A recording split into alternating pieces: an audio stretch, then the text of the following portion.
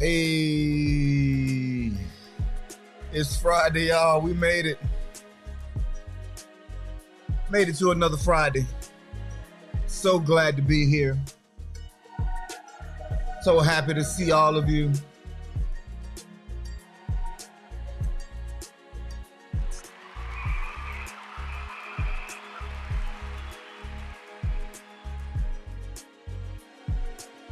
And y'all know what day it is. It's story day. It's story time.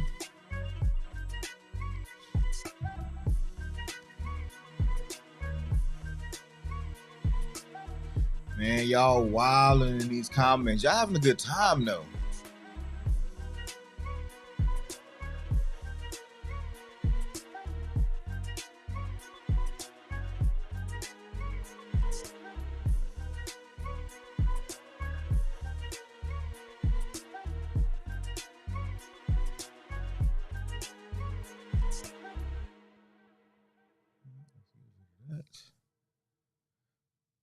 Oh man. Where you at? Come back. Come back. There we go. All right, ladies and gentlemen, welcome to another morning motivation. I'm your host, Jamon, and today we are closing out. Well, technically, we closed it out yesterday. Personal communication, and we talked about pretty much all week knowing your audience, listening to understand, speaking to be understood. We talked about a lot of things this week. And next week, we're going to go into the personal and family communications sector a little bit more. Just trying to get a better understanding of how to communicate effectively, getting what you thinking in your head out, being able to hear what's going into your ear properly in the right context, because we know we don't see the world always as it is. We see it as we are. And the moment our perspective changes, what we're looking at changes. So shout out to everybody that made it in today. I just want to say, I scheduled a live, and literally 30 seconds later, Toronto Riggins was in the building. Shout out to you. Shout out to you. You claimed your spot. You said it was yours, and you are standing on it. You are standing on it, and I appreciate the dedication, the energy so much. Thank you so much. Thank you so much. Okay, so on Tuesday, I told you about my first experience. My first experience in going into the church. I told you about the iced out deacon and his little crew of haters. I also told you about my first pastor, my first spiritual father, Reverend Dr. H.L. Jackson.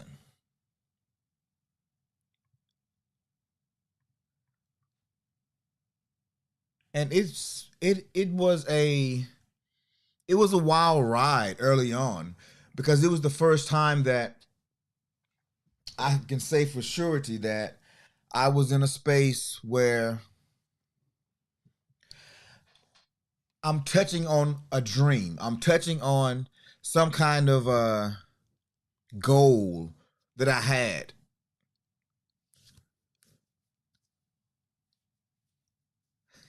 D Rob said, listen, even though I'm off, I had to come join my family in the chat. See that dedication right there. See, nobody ain't doing it like that on YouTube, man. Y'all real ones. Y'all some real ones. Shout out, shout out.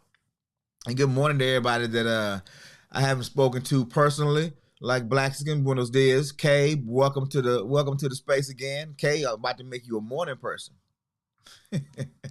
Health Talk, good morning, good morning, good morning. Hey, boo, good morning. But I've already spoke to Toronto and that chick, yo. Wait, have I seen Monique this morning? Yeah, Dre, what up, Dre? He said he got the book. That's what I'm talking about. That's what I'm talking about. Oh, I ain't seen. Oh, that go Monique. What's up, Mo? So yeah, I've given you the insight into that. And sometimes when you start out trying to do something, they call it beginner's luck. You have success, and I mean not just you just excuse me you do a little bit and you pull back. No, you actually have success. You win games. You do things that people are like, oh my God, that's amazing. How did you do it? How did you pick it up so fast? You have this instant success. And so they call that beginner's luck. And I think I had beginner's luck initially.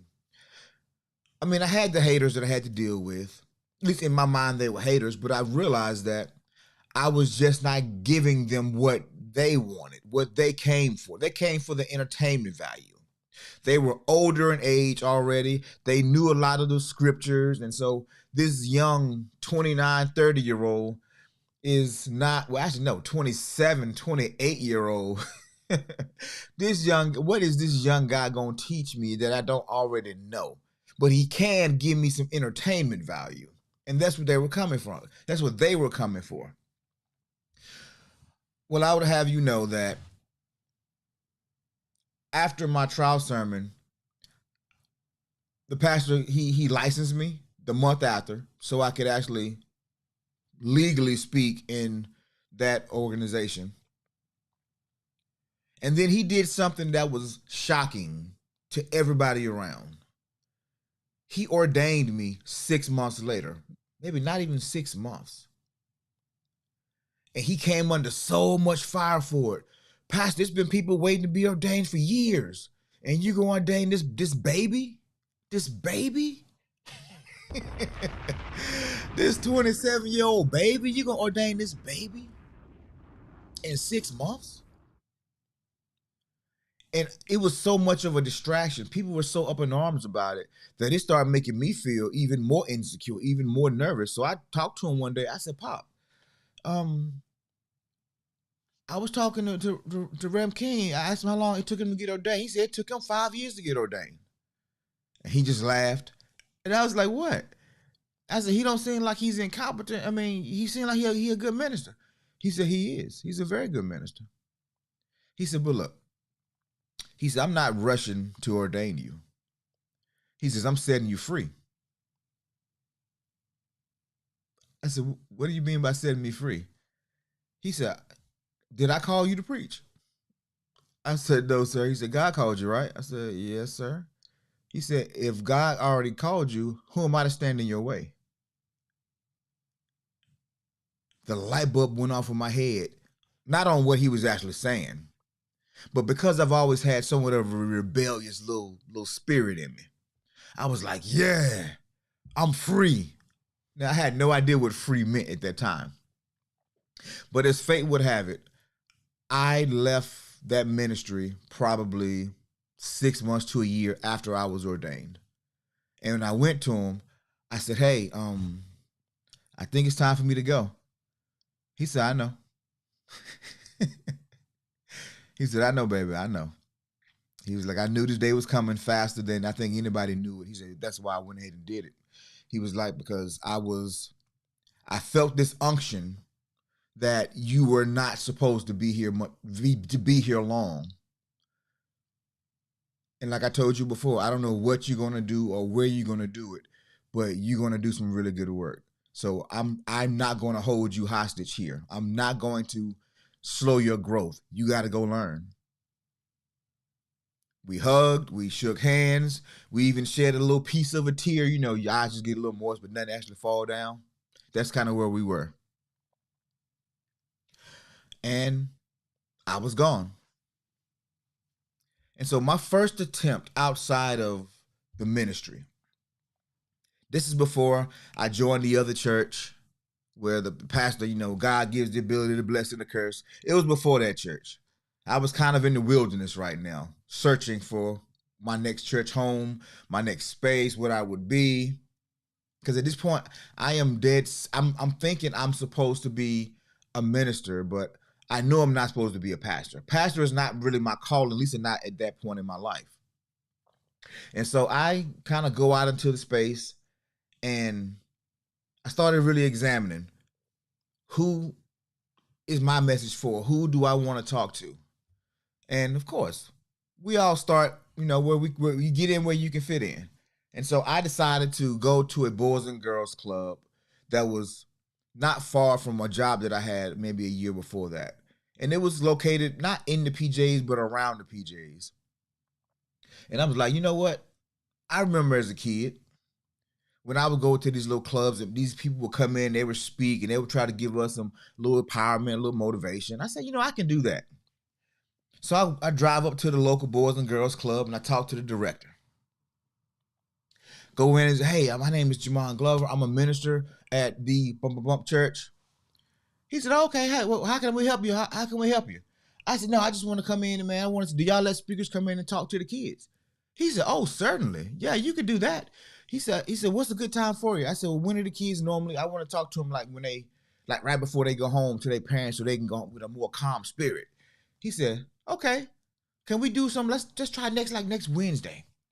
So we agree on the time and everything, and I come back, and I've been kind of working on what I'm saying to these kids, and I'm not like preparing a sermon or anything because they're all what, 7 to 13 range, and I go there the next day, and the next week I go into the building and I got all these butterflies. Different butterflies. They weren't the same butterflies that I know I'm gonna get when I got the icy deacon, grunting and frowning at me. And his little crew, this guy, right? I got different butterflies in my stomach because I'm in unknown territory. I'm in a space that I've never really been on, at least on this side. Because when those people used to come to ours, it's no pressure when you just sitting there listening.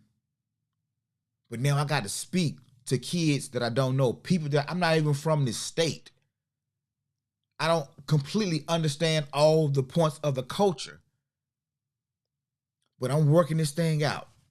And so I show up at the Boys and Girls Club. We go into this gymnasium, and the kids just, they all over the place. And so he's taking like 5 minutes to get everybody corralled and sitting down and quiet.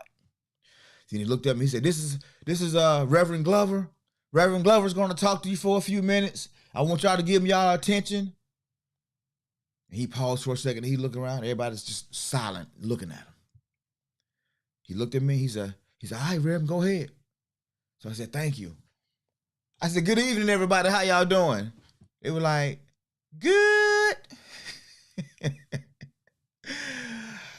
And I started talking just about chasing dreams, getting an education. And I promise you, like 30 minutes into this thing, well, maybe not 30 minutes. It was more like 2 minutes. But it felt like 30 minutes to me because I'm sweating, my hands sweating, my feet tingling. It's just I'm in a bad space right now because I can't control my emotions at this moment. Because I got 3 kids over here that's bouncing up and down, slapping hands with the other person, talking about something totally different than what I'm talking about.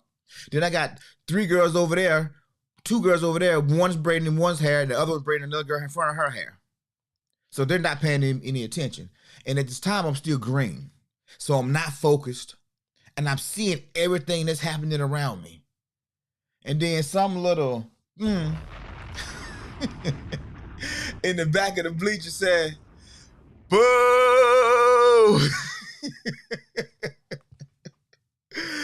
This little ninja done booed me, man. And then I heard from a couple other kids. Now, when kids get going, man, they cold-blooded. They are cold-blooded. And my heart is just dropping deeper and deeper into my stomach. I'm praying right now, Lord, where the Icy Deacon at? Where the Icy Deacon crew at, right? Because I don't know how to control the audience yet. I don't know how to capture everybody's attention. I'm used to people sitting there and frowning a little bit. I'm used to people sitting there and nodding, maybe even nodding off to sleep a little bit. But I'm not used to people talking back and booing and having an opinion while I'm speaking.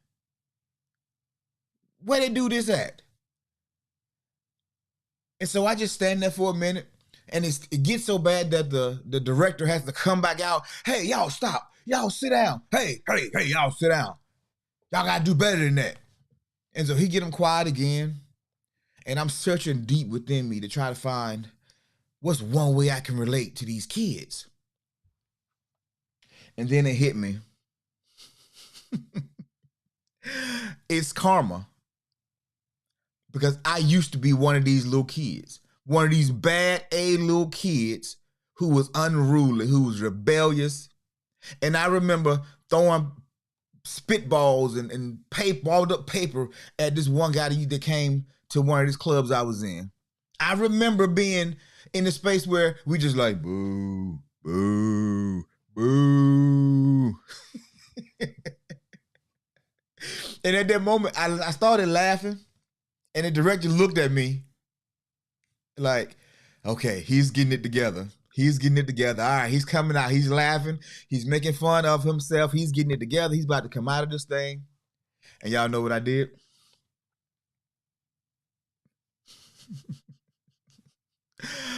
I said, thank y'all for y'all time. Y'all have a good day. I had directed the mic, and I just walked out the building in shame. I get in my car, and I'm just sitting there. I get my truck, actually. I got my head on the steering wheel. I'm just like, bruh, I don't think speaking is the thing for me. I think I need to hang this dream up. And then I instantly had so much respect for my pastor, my spiritual father, because I'm like, he had to deal with these people, the people that's nodding off, the people that's sleeping, the people that's not paying any attention. He had to deal with these people Sunday after Sunday, Bible study after Bible study, and he hadn't gotten discouraged. He's going and he's doing revivals at other churches, setting the church on fire, literally. His spirit is getting so high when he's preaching, people are falling down. I mean, I'm watching this dude literally be like Michael Jackson in the concert. You know, back in the day when Mike Jackson stepped on the stage, people was like, oh, Michael Jackson. They just passing out. I've seen my pastor move a room like that. But then when he come back to his church, he's common. They used to pastor. Matter of fact, some of them don't even like pastor, but it's their family church. So they refuse to leave. And when anybody else come in and want to change the temperature or the atmosphere, they run them off. And so I just couldn't fathom that people didn't want to hear what I had to say. And these kids, they were my first attempt at speaking outside of the church. So y'all know what I did, right? I stopped trying to speak outside of the church. So I said, you know what? There's safety in the church. I'm going to go back to the church. It's a cold world out here, baby. I'm going to go back to the church. Nothing prepared me for that. My pastor didn't give me that inkling. He didn't tell me that when you go out here and do this, you know, it's going to be a little tough. So this is how you work that. This is how you maneuver through that. I didn't get any of those lessons. I was licensed very quick. I was ordained just as quick. And I thought, because I had the credentials to do a thing, I thought the expertise and the respect just naturally came with it. You know, in church, people they want you to succeed. They want you to do a good job because they believe in the mission that you've been sent and you have a word. So it's more of a captive audience. But outside of that safety net, in the real world, you have to prove your worth. You have to back up what you say you are. Now, people will believe whatever you tell them until you open your mouth. Remember the quote, when you open your mouth, you show the world who you are. So I found comfort in going back to speaking in churches. And so I went to a couple of churches in the community, and I would never introduce myself as being a minister or anything. I would always just go in and just sit down for a Sunday or two and just kind of watch and see how this church operated. I didn't want to go back into another, iced out deacon situation. I didn't want to be in a church where I want to be in a supportive environment. So I never told anybody who I was, at first, or what I was, or, what I thought my mission was. But then once I get comfortable, and in a lot of churches, when a new person come in, people want to come and meet the new person. Unless it's a mega church, then nobody knows. Nobody cares because there's so many people. But by the second time I come, somebody would always come and said, "Hey, where's your church home? Who's your pastor? Why are you visiting us? That kind of thing." And it always come out, and I would say it, I'm kind of looking for a church home, and wrong words to say to a church. Because they want you to come into their flock, basically. And then when they find out that you're a young minister, they're like, "Oh man, yes, come on." And so I went into spaces and I started speaking a little bit more here, speaking a little bit more there. And I started kind of getting my flow. Now I still wasn't a hooper. I still wasn't, I wasn't shouting, I wasn't hooping just yet. I did at some point, though. Just want to put that out there. But I hadn't found my voice yet, basically is what I'm saying. But I knew I wanted to bring clarity. I wanted to inform. I wanted to educate. I didn't understand the entertainment side of it at that moment. And then it happened. A pastor that knew my pastor, I went to his church not knowing that him and my pastor were like real tight. And I told him where I was from. He said, oh, you Glover. He said, "Oh yeah." He said, my boy told me about you. I said, "Who your boy?" He was like, Hugh. And I was like, "Oh, that's what the H stood for in H.L. Jackson." And he called him Hugh. That was Hugh told me you was out here. He said, "Well, look, if Hugh stamped you, I want to put you to work. You open to working?" I said, "Yeah, yes, sir. I'm ready to work." So he brought me in one Sunday and he had me speak. And hey, it was a good sermon. It was that was probably my best sermon. So much so that he said, "Hey man, in a couple months we got a revival, it's a 3-day revival. Won't you come be the speaker?" I'm thinking, 3 days, I can do that. So, but now I got like at least 3 months to work this thing out. So I'm sitting around and I got my notebooks out, I got my Bibles out, I got my Bibles that give more context, I got Greek, Hebrew dictionaries out. It's like I'm like taking this thing super serious because I grew up in the church. I've been to revivals. I know what they're supposed to be. So I'm studying, I'm getting prepared. Them little kids had scarred me. Them kids had me shook. So I'm trying to make sure I'm ready. Making sure I'm ready. Time come to do this doggone revival. Go out. The praise team is singing. People are testifying. Spirit is high. Choir gets up. They sing 2 songs. And now we're going to hear from Reverend Glover. Reverend Glover stands up with his Bible. Ain't he all right? Ain't he all right? How many of y'all know the Lord is all right tonight? Hey, man, he all right. He all right. Man, I wish that sermon had been recorded. That was probably, even to this day, one of the most introspective, one of the most full, complete speeches or sermons I've ever given. I was talking about Joseph and how Joseph had a vision and his brothers hated him for it. Even his dad didn't even understand.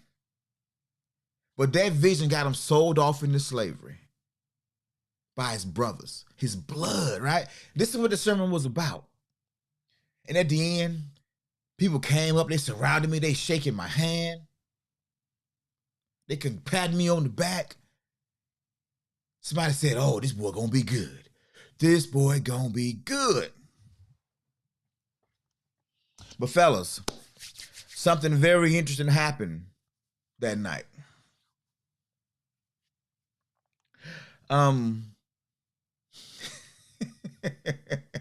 I think the colloquial term is I shot my load.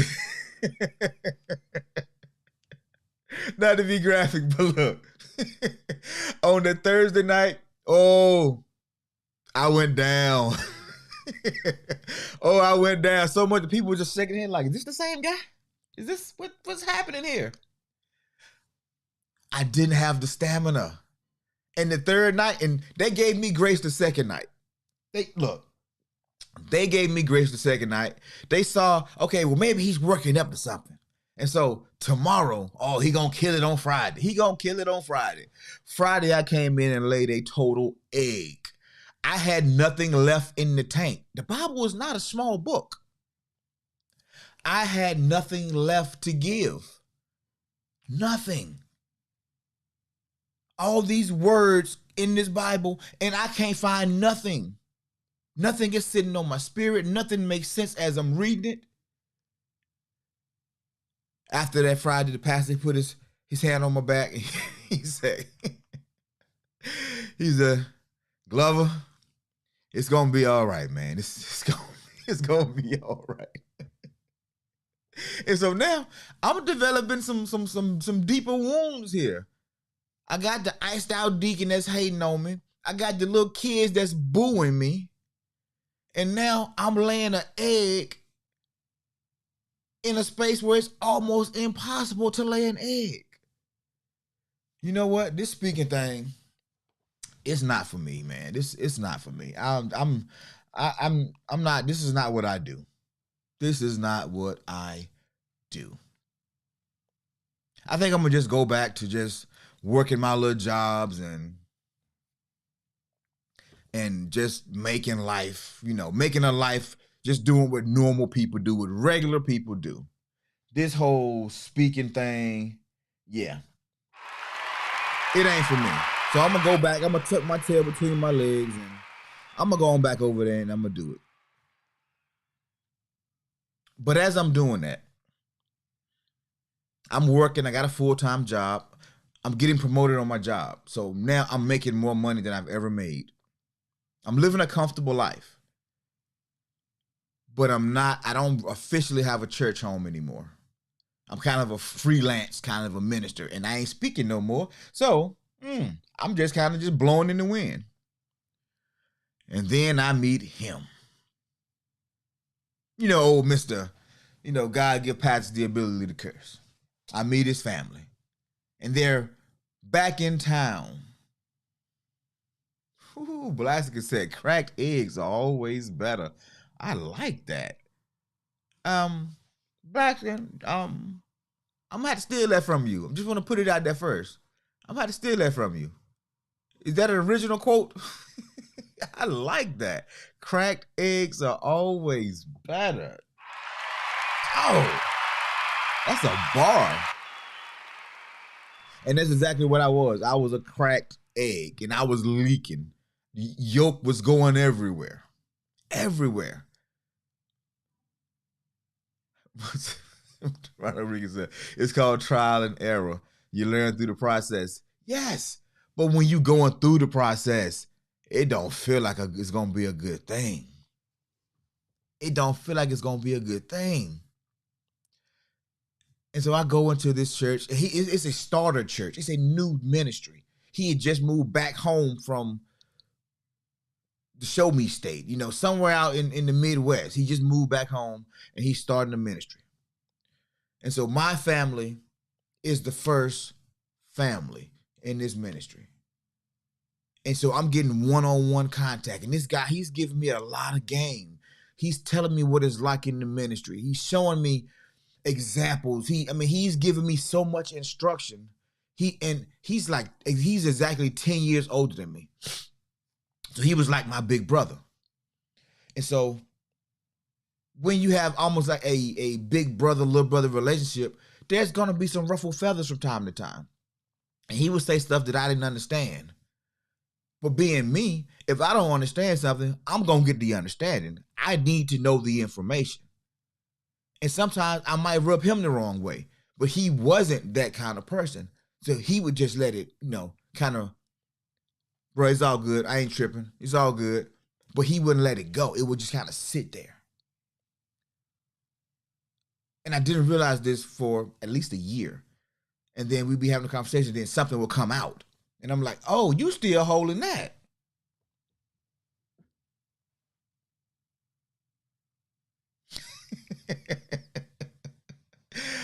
Drake up here tripping this morning, y'all.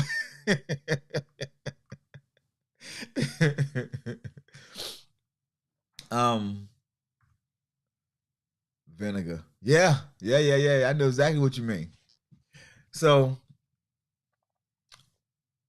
the ministry is growing. I'm growing as a speaker. I'm growing as a leader. He's growing as a pastor. Our families are growing closer because we're really the founding members of this church.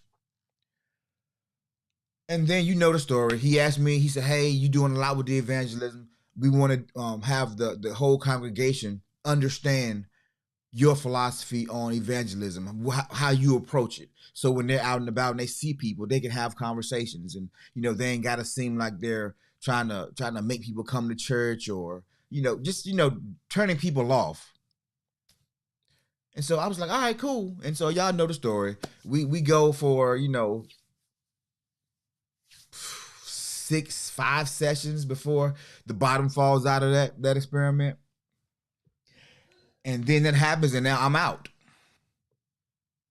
I'm no longer a member of the church. I'm freestyling. I have spiritual people that I would look to, I would lean on. But this is a devastating moment in my life because I'm in a space where this is the first time somebody is actually taking me by the hand and giving me the game. Somebody that I trusted, somebody that I thought the world of, somebody that I would have done almost anything for, because for me, it was growing that strong. Message. Sometimes what you feeling ain't what they feeling. Just put that in your backpack for later. And I am going into a space now where I'm hurt. I'm out in the wilderness by myself. And I got a lot of scar tissue around my speaker's heart, around my spiritual heart. So I did what most people do. I walked away from everything. I walked away from the church. I walked away from my dreams of being a speaker. At this point, it has literally been about 7 years. I've been in this thing for 7 years. And now I'm just walking away clean. By my count, I failed to learn how to talk to kids. I failed to have more than one good sermon to do a revival. I failed in so many other ways. And then I finally put it together. I'm 5 weeks in, getting ready for week 6. And the bottom falls out. It's like I finally put the pieces together. So it's failure, setback. That's how I'm seeing it in my mind. And so all the woe is me's are happening. Why does this keep happening to me? I must not be the person that's supposed to be doing this. I don't know what I'm doing wrong. Why I keep attracting these bad outcomes. I don't know why. I can't figure. It's a puzzle to me. I can't figure it out. I'm doing the right things. I'm saying the right things. I'm going through the process. But nobody told me it was going to be that hard. Nobody told me it was going to be that many hurdles. And so this is why I've been saying since the first freaking thing, the first freaking episode, you can want what you want in life. It don't matter what it is. You can want it. But there's a price associated with that. It's a price associated with everything that you want. And the question you have to ask yourself is, am I willing to pay it? Am I willing to pay the price? So, question, am I the only one who's had this level of disappointment while chasing a dream? Am I just the anomaly? Put a 1 if you can relate, if you had something similar. Put a 2 if everything's been smooth sailing for you. If everything you tried to do just worked out, people sung your praises, they patted you on the back, and you were excellent every time. There was no hurdles. Give me a 2. Let me see that 2. Monique says, but you really didn't fail. The last pastor actually failed. Oh, wait a minute. Actually failed you, I think is what it said. Measure start rolling a little fast. By becoming jealous instead of proud. Oh, I like that. I like that. Yeah.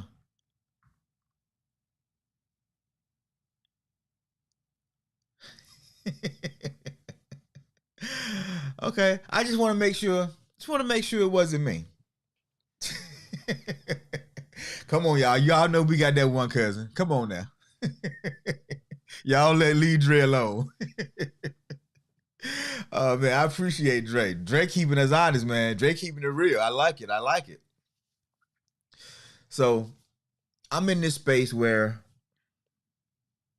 I'm just gonna let it all go.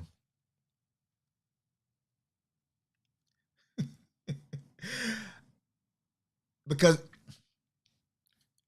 it's kind of like when you in a relationship with somebody, right? When you're out in these relationships and you're trying to find your person,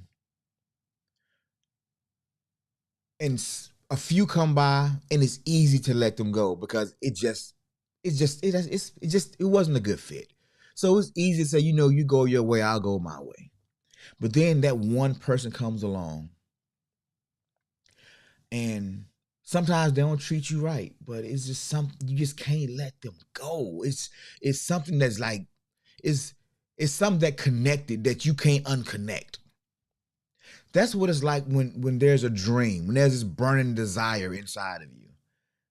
No matter how it treats you sometime, or how you feel when you chasing it, you can't quit it. And the harder it is, the more you want it for some reason. That's how I was with this speaking dream, this learning to be a better communicator. Because after that, this happened in 2007. No, 2006. No, 7. I was right. It happened in 2007. I walked away from ministry. I walked away from everything for about 7, 8 years. I didn't speak anymore. I didn't go to church anymore. I was mad. I was frustrated. I was upset. I was mad with God. I was mad with that pastor. I was mad at all the scar tissue that I had on my heart. How did I let myself get here? I went full speed into the freelance video game. I've done projects. I've worked with MTV and True TV, done reality shows, IBM, Lenovo. I mean these corporations, and I'm doing good things. I'm making really decent money. And then I have this really bad motorcycle accident. I'm raising a family. My children are getting older. And I start hearing rumblings of, Dad, you said we don't lie to each other. We don't lie to each other. But you keep saying you're going to do this, but we don't see you doing it. My kids start holding me accountable. I'm making good money, but I'm not doing the thing that I love to do, the thing that I wanted to do most. I'm not living according to the purpose in my heart. So I'm not content. Making good money, but I'm not content with the money because I'm not doing what I feel like I should be doing, what I know I need to be doing. He's like, this thing keep calling me, man. It's like a drug. It just keep calling you and keep calling you and keep calling you. And then a motorcycle accident happened. And overnight I lose contracts. I, I have 3 major surgeries. I don't work for almost 2 years. So everything that I saved up, I'm watching it go away to basically nothing. And during that time, I went through a depression. I was sad. I was frustrated. I was, it was, whew, it was a bad time to be in this head, to be in this heart. And I kept asking myself, had I died in that motorcycle accident, would I have been happy with the life that I lived? Would I be happy with the legacy that I left? And the answer was no. Because making money is cool, but if it doesn't mean anything, you can't buy enough houses, you can't buy enough cars, you can't just have enough money in the bank, you can't just have, go on all these trips by yourself. It gets lonely after a while. And the same thing is when you have a purpose and a vision. If you keep avoiding it, if you keep bypassing it or overstepping it, trying to go do something else, it's going to haunt you. I truly believe that we all have a purpose. That's why we have certain gifts. That's why we have certain talents. It's to aid in our purpose of self-discovery. There's a reason we're all here. But if we're comfortable just doing the regular, living this regular, ordinary life, but deep down we not happy because we know we should be doing something different, then I challenge you, if that word be, I challenge you to go explore that thing. Find out how to be better. Get back on the horse and ride again. Don't just quit and walk away, because it's not going to quit on you until it does, because some point, time has passed. Some point, it's not relevant anymore. The idea is not relevant anymore. Nobody cares about it anymore. Situations change. When you're giving an idea, you're giving it for a reason and for a season. Don't ignore it. Because there are so many people that are 60, 70, 80 that say, man, I wish I would have. Man, I wish I would have been more adventurous. I wish I would have taken more risks. I wish I would have did that thing. I wish. And so that's what eventually led me to joining Toastmasters. Because I knew and as a speaker, I was lacking. It's one thing to know how to speak, but it's another thing to understand speaking, to understand communication. Getting a message to a receiver in the proper way, the proper time, and the proper fashion. There's a science to it. And I knew I didn't have that. And so one day when I'm feeling sorry for myself, a guy by the name of Les Brown was giving his speech. And he was talking about he was never a Toastmaster, but he loved the organization. And they had given him the highest award a non-Toastmaster could have. And at the time, I'm trying to find motivation, but I'm probably sipping a little bit too, if you know what I mean. And so what caught my ears, he said Toastmaster. And so I'm thinking it's a drinking club. And I'm just like, well, shoot. That's the only thing I seem to be good at right now. So you know what? I'm going to go see what this club is about. And when I started looking it up, I realized it was about speakers, impromptu speaking, prepared speeches, giving toasts. And I'm thinking to myself, I wonder, let me get some more information. So I called them up. I called them up and I got one person. I went and I visited the club. And the first meeting, I knew this might be what I'm looking for. I knew it might be something in here. After the first meeting, I think she's from India, or at least her family's from India.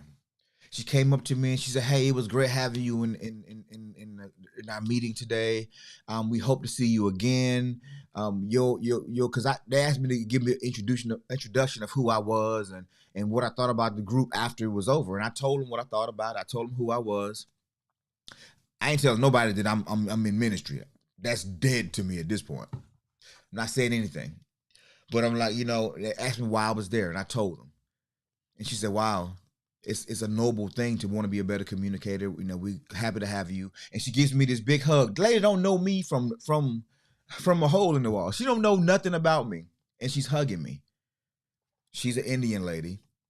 It was a couple Hispanic men. It was a couple Asian ladies. It was a couple of white folk, and it was like 2 black folk.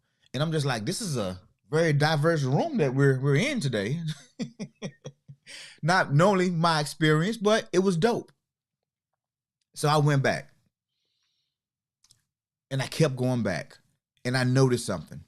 Nobody was really wanting to really speak, like doing prepared speeches. You see, in Toastmasters, they used to have these manuals where you pick a project and you do it, because it's truly an education system.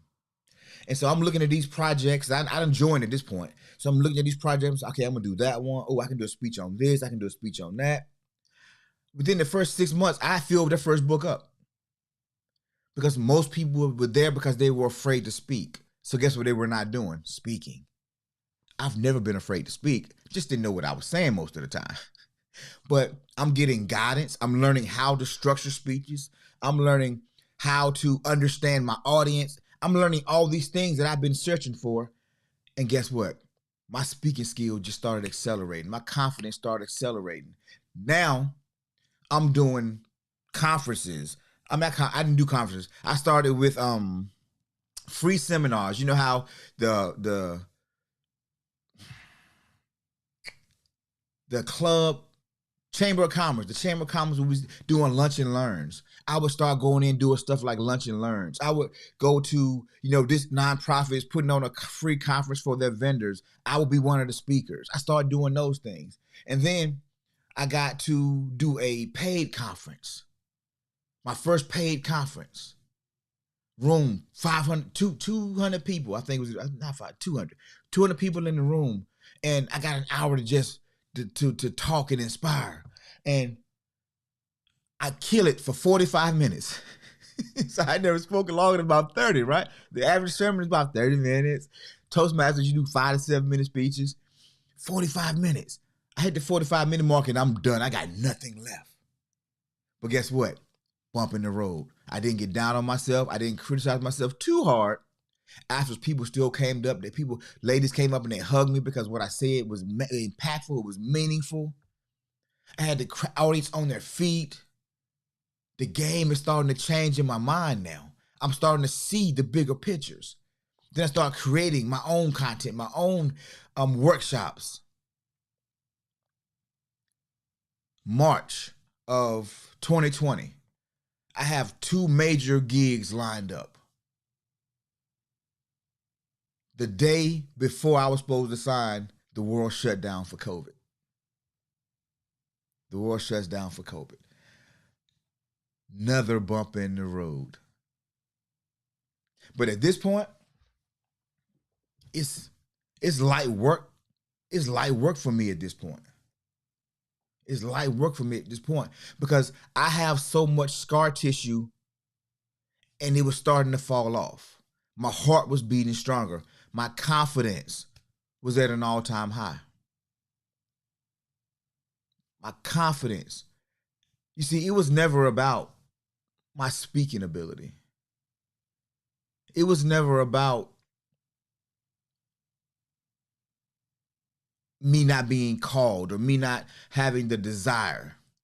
Had always been about confidence. The reason the IC Deacons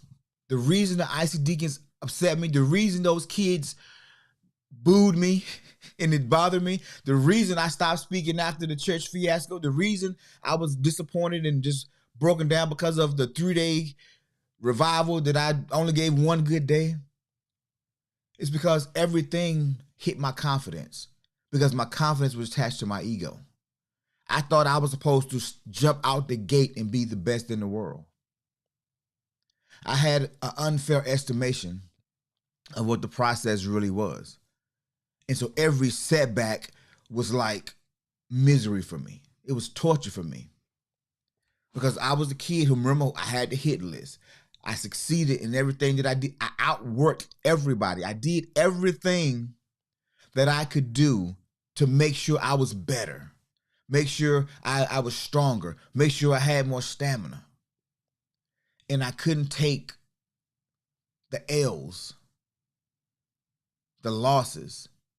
But what I would soon find out is that it was all lessons. It was part of the process. It was part of the journey. You know, that path to success is that winding road that goes up and down. It's not a straight line. And this has been my journey of speaking. This has been my journey into self-discovery, into my purpose. And post-COVID, I got caught up a little bit doing some other stuff, but 2024, I'm going back out there. I'm going back into the space. I'm going back outside the world. And I'm going to make a huge splash in a lot of companies, in a lot of organizations, a lot of governments, because I am a trainer. I am a coach. I am a mentor. I mean, I'm all of those things. My gift is the ability to tell a story. My purpose is I'm a change agent. Because I had to learn to change me. I had all these topics that we've covered, from personal development to now we're getting ready to go into relationships and family development. These are all the things that I've had to do. I've had to learn, I've had to overcome. Because I had very low self-esteem. I felt unwanted, I felt unloved. I felt like I had no value. And that's a very dangerous place to be in. But I made it through. And just like I made it through, you all have made it through whatever you had to go through to be here. You made it. You made it.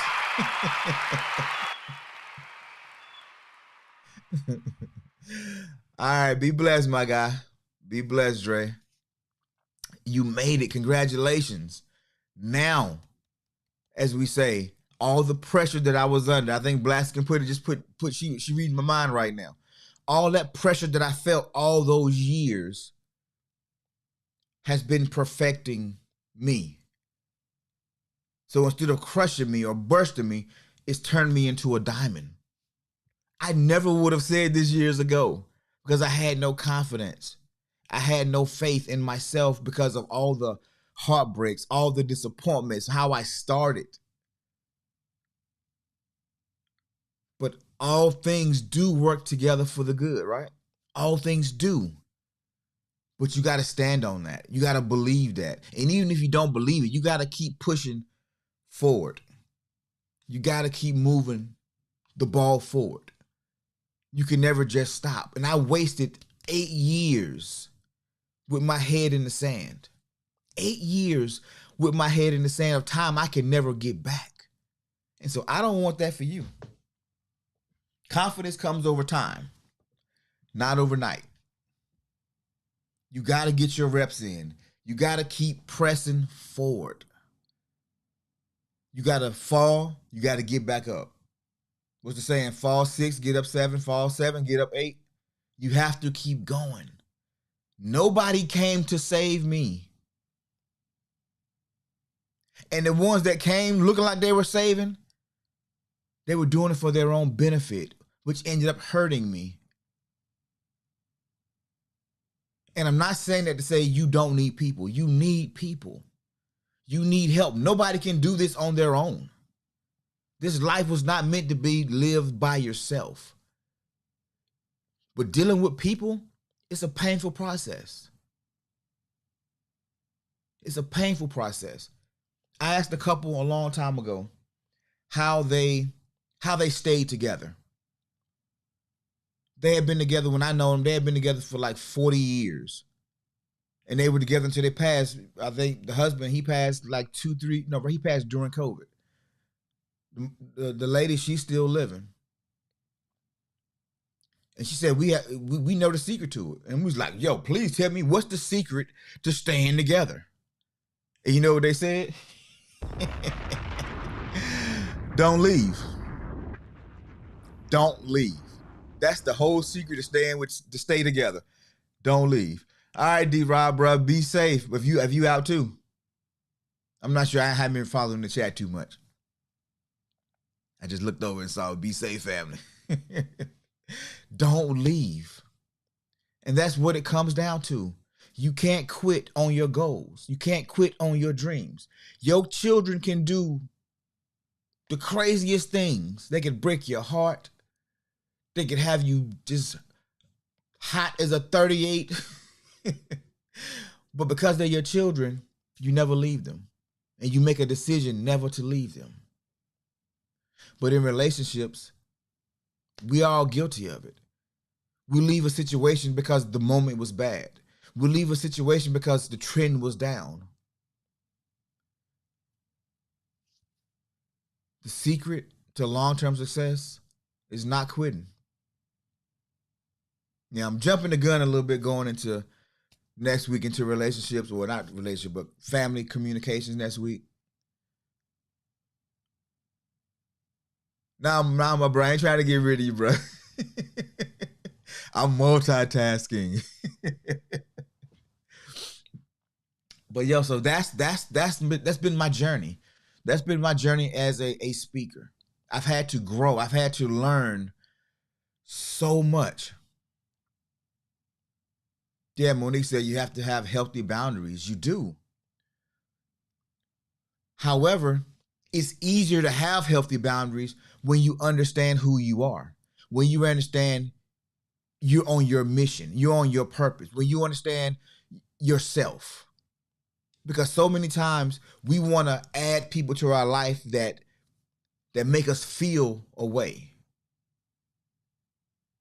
But feelings are temporary. They're fickle. They change like the wind. The wind is blowing 80 miles an hour this way, and then as soon as you start going that way, it changes back that way.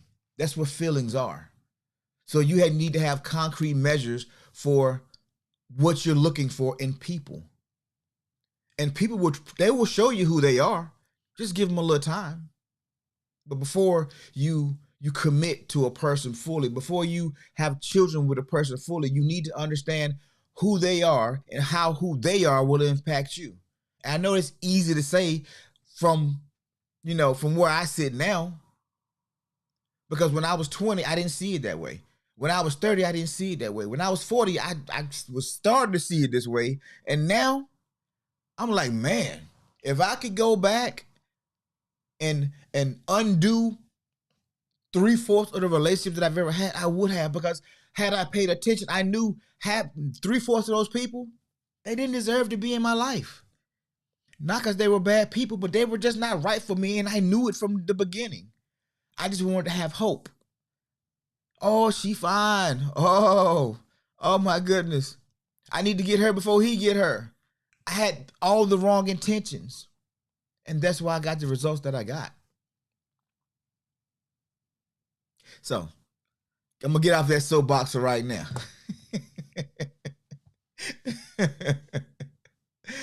Oh, okay. Health talk. I'm going to just say, you be blessed, my guy. I'm going to hit you up tomorrow. I got some time. We're going to talk. I'll hit you up tomorrow. But so that's story time. That's story time for this Friday. The journey of a wannabe speaker. The journey of a wannabe speaker. Oh, yeah. Situationships. Yeah, man. Get you in trouble. They'll get you in trouble every time. So it all starts with knowing first who you want, then knowing what you want. And if I know I want to be A, B, or C, then I need to be around people that's A, B, and C people, doing A, B, and C things. I always joke that I didn't grow up in the projects, but I grew up across the street from the projects, which is factual. But I didn't grow up in the project lifestyle.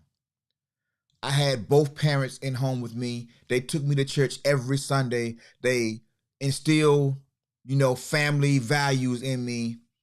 And I had cousins right across the way who were growing up in a single parent household who were um they didn't have the structure that I had. They could come and go pretty much how they wanted to come and go. And they lived in a dysfunctional environment because there was drug use and drug abuse all around them. So we're first cousins, mothers or siblings, but they're having a total experience, different experience in life that I'm having in life. And so my life says I want to be this, this, and that. They don't even know what they want to be. But guess where I'm at? I'm with them all the time. Which is why when I get to my high school days, I'm in so much trouble. I got so many negative things happening in my life. And people think I'm schizophrenic because 1 minute he's at church, he's ushering, he's singing in the choir. But then you catch him on Friday night, he might be standing on the block. He might be squabbling Saturday night at the club. Who are you, dude? Because I'm saying I want to be one thing, but I'm living something totally different. And you can't do that if you know who you are, if you know what you want. But first off, you got to know who you are. And that's where it all really comes to a head. We get in these bad situations and we get into these cultural quandaries because culture shifts every few years. What's hot fashion, what's hot in music and art, it shifts every few years. And it changes based on the next generation that's coming up. And if I'm a 40, damn near 50-year-old man, but I'm trying to be like a 20-year-old, I'm hustling backwards. I was telling my wife this. I go to my son's house, and this guy, you can't make him keep a shirt on because he's 20. He's 23. He will not keep it. When he go to the store, he'll put a shirt on. Other than that, he won't have a shirt on. My 17-year-old. Ding. Thank you, babe. Quandary, that's my 50-cent word for today. My 17-year-old, he can't keep a shirt on. And I'm like, dude, why y'all got y'all shirts off? But then I remember, when I was 20, I didn't keep a shirt on either. Matter of fact, I would go to the store and have my shirt over my shoulder and go into the store. Imagine me now, 40 plus, walking around with no shirt on. Why would I do that? I'm hustling backwards. And people that do that don't know who they are. I'm not trying to recapture my youth. I appreciate my youth. I'm grateful that I had one, but I don't want to go back and be me at that age because I'm smarter now. I'm wiser now. I have different values and more to offer now. Not just my physical prowess. I have this intellect. I have goals and dreams. And that's where I want to see all of us. D-Rob, D-Rob, bro, I'm telling you, I was probably about 32 before I was like, you know what? This is probably not appropriate dress, bro. Because I was still in the athletics too. I was still hustling. I was still doing things.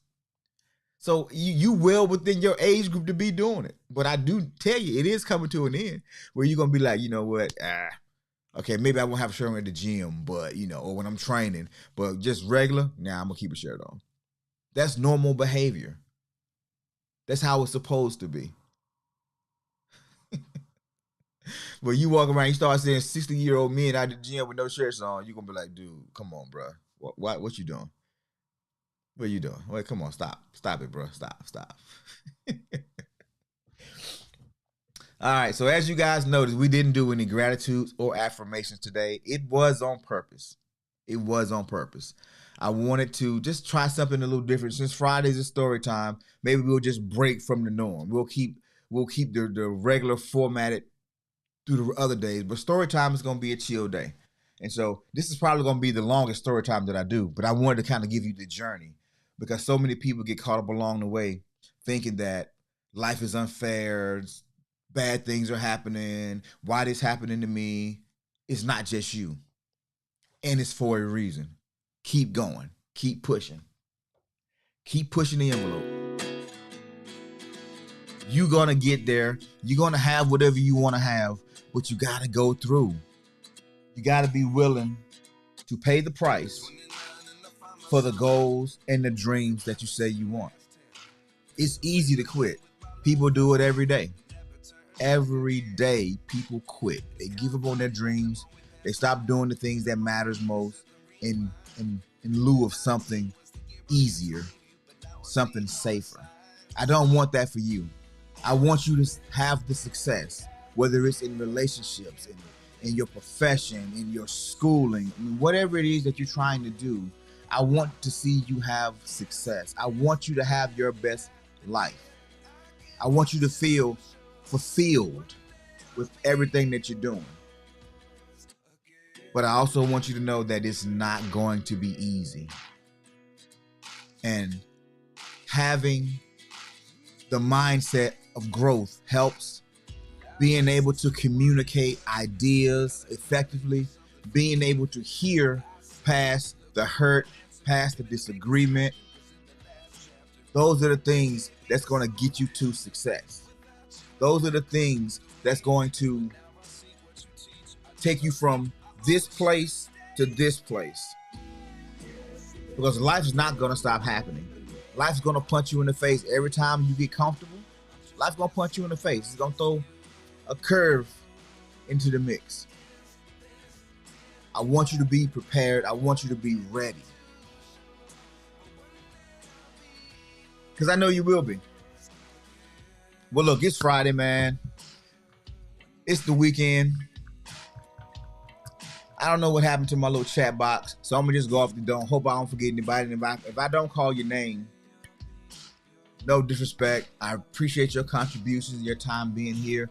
But I got to shout out Toronto Riggins. She claimed her spot. She's back in the number 1 spot 2 days in a row. D-Rob, you was late this morning, bro, but it was your day off. I get it. Sleep in. That chick, yo, hey, she been rocking since day 1, y'all. That chick, yo, been rocking since day 1. She's liked, she's commented, she's subscribed. Matter of fact, if you haven't hit the like button yet, hit the like button. If you haven't subscribed yet, hit the subscribe button. If you new, say hello. We wanna speak to you. We wanna show a little love to you as well. But going down my list, Health Talk, my guy, appreciate you. Shout out to you, Bobbyette. Love you, boo. I'll see you a little later. Also, Monique, Blackskin, thank you for being here. Positive Self-Talk, Gary with the E, my guy. Be safe on the highway. Craig G, hey, bro, we got to do this fishing thing one more time before the weather get too cold, man. But much love and respect to everybody. Andre came back through, got your book. I'm happy you got that book, bro, because you was hitting me in the head hard, and you was active in these chats today. I'm gonna have to go back and read the comments, bro. Thank you to all my moderators, all my people that's keeping the room running. I appreciate you. I see you. I can't always say what I want to say, and you saying it for me, so thank you. With that being said, Kay, yeah, don't want to forget Kay. I'm gonna see you soon, sis, and I can't wait to have you as a neighbor.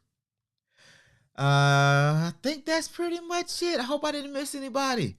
All right, ladies and gentlemen, it's Friday. Have a great rest of your day. Have an amazing weekend, and get that Thanksgiving shopping in, because I'm gonna stop by. I'm coming for a plate, so just be aware. Y'all have a great day. Love you. See you next week. Peace.